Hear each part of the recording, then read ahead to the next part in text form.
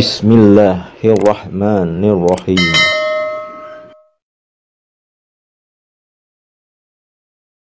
Assalamualaikum warahmatullahi wabarakatuh.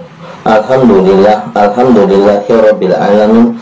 Wassalatu wassalamu ala asyrafil anbiya'i wal mursalin wa ala alihi wa sahbihi rasulillahi ajmain.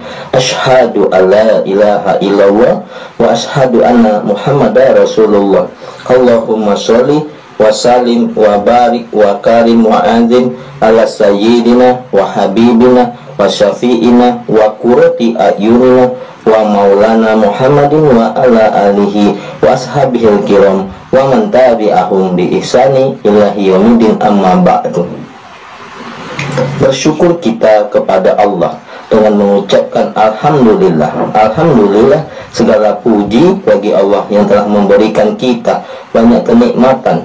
Nikmat yang paling utama yaitu nikmat iman, nikmat Islam, dan tentunya nikmat sehat dan waktu luang sehingga kita dapat dipertemukan kembali di channel Cahaya Al-Qud ini yang insya Allah selalu membahas hal-hal yang bermanfaat, baik itu manfaat dunia sampai ke akhirat. Amin ya rabbal alamin. Shalawat dan salam tentunya tetaplah kita limpah curahkan kepada baginda Rasulullah Sallallahu Alaihi Wasallam dengan mengucapkan Allahumma sholli ala sayyidina Muhammad wa ala ali sayyidina Muhammad. Mudah-mudahan dengan senantiasanya kita bersalawat kepada Rasulullah, kita akan mendapat syafaatnya, baik syafaat di dunia dan kelak syafaat di akhirat. Amin ya rabbal alamin. Saudara-saudaraku, sahabat-sahabatku, para pemirsa channel Cahaya Al-Qud dimanapun Anda berada, saya doakan semoga Anda semua selalu dalam keadaan sehat walafiat, selalu dalam keberkahan, selalu dalam lindungan Allah Subhanahu wa Ta'ala, selalu dalam limpahan rezeki yang berkepanjangan, selalu dalam kemuliaan dan kejayaan, baik itu di dunia dan insya Allah kelak di akhirat. Dan mungkin pada hari ini saudara-saudaraku yang sedang menghadapi masalah, saya doakan insya Allah masalah yang Anda hadapi akan segera diangkat oleh Allah Subhanahu wa Ta'ala, diselesaikan oleh Allah Subhanahu wa Ta'ala, dan diberikan jalan keluar yang terbaik dari Allah Subhanahu wa Ta'ala. Amin amin ya rabbal alamin. Saudara-saudaraku, para pemirsa channel Cahaya Al-Qud dimanapun Anda sekalian berada, pada kesempatan perjumpaan kita kali ini ya, saya akan share, saya akan berbagi, ya, saya akan membahas mengenai 7 keistimewaan sholat tahajud, doa terkabul hingga masuk surga. Saudara-saudaraku, selain sholat wajib, umat muslim juga dianjurkan menjalankan amalan sunnah seperti sholat tahajud. Sholat sunnah ini bisa dikerjakan kapanpun selama masih dalam kurun waktu setelah isya hingga memasuki waktu subuh. Hanya saja dalam kajian yang ada diketahui bila sholat tahajud paling dianjurkan untuk dilakukan pada sepertiga malam terakhir, lepas tengah malam sampai masuk waktu subuh.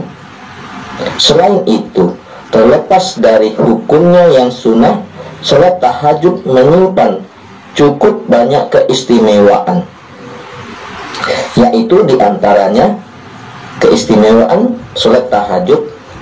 Pertama, diangkat derajatnya oleh Allah Subhanahu wa Ta'ala. Nah, saudara-saudaraku, di dalam Al-Quran surat Al-Isra ayat 79, Allah berfirman, sesungguhnya pada sebagian malam bangun dan bertahajudlah kamu sebagai amalan ibadah bagimu, mudah-mudahan Allah mengangkatmu ke derajat yang lebih tinggi dan terpuji. Nah, saudara-saudaraku, di dalam Al-Quran telah diperintahkan kita untuk melaksanakan sholat tahajud supaya derajat kita diangkat oleh Allah Subhanahu wa Ta'ala. Jadi keistimewaan yang pertama, Allah mengangkat derajat kita. Bagi kita yang mungkin bekerja Allah akan mengangkat karir kita di tempat karir yang terbaik, ya. Kemudian keistimewaan yang kedua, semua doa kebaikan yang dipanjatkan pasti akan dikabulkan oleh Allah Subhanahu wa Ta'ala. Sabda Rasulullah Sallallahu Alaihi Wasallam yang berbunyi, Rabb kita tabarak Allah turun setiap malam ke langit dunia ketika masih tersisa sepertiga malam terakhir. Lalu Allah berfirman, barang siapa yang memohon ampunan kepadaku, niscaya aku mengampuninya. Barang siapa yang memohon sesuatu kepadaku, niscaya aku akan memberikannya. Dan barang siapa yang berdoa kepadaku, niscaya aku akan mengabulkannya. Hadis riwayat Bukhari.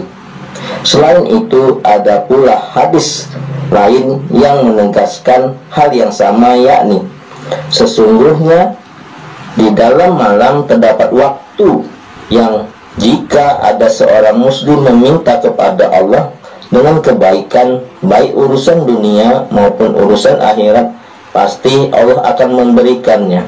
Dan waktu tersebut adalah sepanjang malam. Hadis riwayat Muslim. Kemudian yang ketiga, Allah Subhanahu wa Ta'ala akan senantiasa membangga-banggakan hambanya yang melakukan sholat tahajud kepada para malaikat. Hal ini disampaikan dalam sebuah hadis, sesungguhnya Allah membanggakan hambanya kepada para malaikat ketika hamba tersebut berdiri meninggalkan tempat tidurnya dan keluarganya menuju sholat, dan Allah menerima hamba tersebut. Keutamaan sholat tahajud menyerupai keutamaan sedekah sir atau rahasia. Hal ini sebagaimana sabda Rasulullah Sallallahu Alaihi Wasallam yang berbunyi, keutamaan sholat malam dibanding sholat siang seperti keutamaan sedekah sir dibandingkan dengan sedekah terang-terangan. Hilayatul Aulia juz 4. Kemudian keistimewaan sholat tahajud yang keempat adalah menjadi amalan baik di akhirat.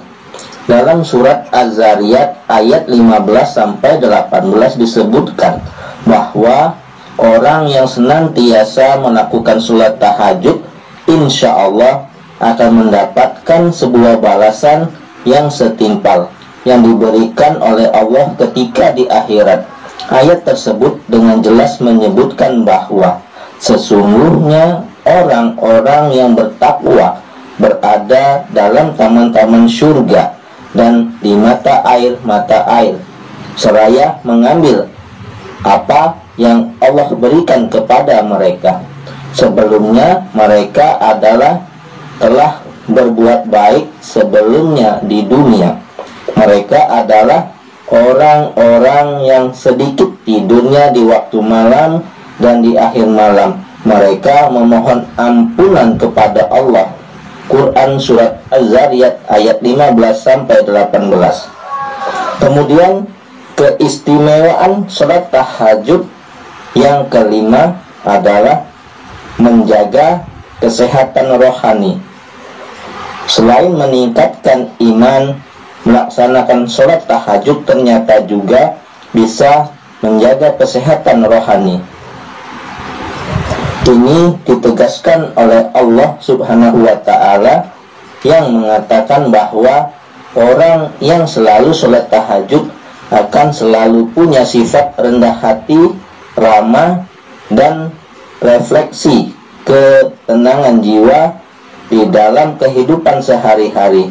Allah Subhanahu wa Ta'ala telah berfirman, dan hamba-hamba Tuhan yang maha penyayang itu ialah orang-orang yang berjalan di atas bumi dengan rendah hati, dan apabila orang-orang jahil menyapa mereka, mereka mengucapkan kata-kata yang baik. Dan orang yang melewati malam hari dengan bersujud dan berdiri untuk Tuhan mereka. Quran surat Al-Furqan ayat 63 sampai 64. Kemudian keistimewaan salat tahajud yang keenam yaitu jembatan untuk masuk surga. Terdapat sebuah hadis yang mengatakan tentang manfaat salat tahajud yang mengagungkan untuk umat manusia apabila dijalankan dengan tekun dan penuh keikhlasan. Manfaat itu adalah menjadikan sebuah jembatan untuk masuk ke surga. Berikut bunyi hadis tersebut yang dikatakan oleh Rasulullah Sallallahu Alaihi Wasallam kepada Abdullah ibnu Muslim. Hai sekalian manusia, sebarkanlah salam dan bagikanlah makanan, serta sambunglah silaturahmi dan tegakkanlah sholat malam saat manusia yang lain sedang tidur. Niscaya kalian akan masuk surga dengan selamat. Hadis riwayat Ibnu Majah. Kemudian keistimewaan sholat tahajud yang ketujuh adalah kebiasaan orang soleh untuk mendekatkan diri kepada Allah agar terhalang dari dosa. Biasakanlah dirimu untuk sholat malam, karena hal itu tradisi orang-orang saleh sebelummu. Mendekatkan diri kepada Allah, menghapus dosa, menolak penyakit, dan pencegah dari dosa. Hadis riwayat Ahmad. Nah, saudara-saudaraku yang dimuliakan, yang dirahmati dan dicintai Allah, tentunya itu dia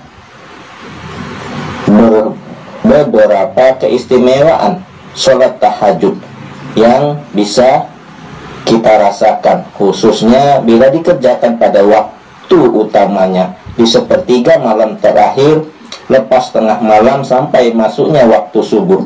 Semoga dapat menambah keimanan bagi kita. Saudara-saudaraku yang dimuliakan, yang dirahmati dan dicintai Allah, tentunya dari pembahasan yang singkat ini mudah-mudahan menjadi manfaat, menjadi motivasi bagi kita semua untuk selalu mendawamkan sholat tahajud, karena mengingat fadilah, manfaat, keutamaan sholat tahajud ini begitu amat besarnya. Saudara-saudaraku yang dimuliakan, yang dirahmati Allah, terima kasih atas segala perhatiannya. Mohon maaf atas segala kekurangan. Yang benar datangnya dari Allah, yang salah adalah kesilafan diri saya pribadi kepada Allah Subhanahu wa ta'ala. Saya mohon ampun. Subhanakallahumma wa bihamdika asyhadu alla ilaha illa anta astaghfiruka wa atubu ilaih. Wallahu muwaffiq ila aqwamit thoriq. Wassalamualaikum warahmatullahi wabarakatuh.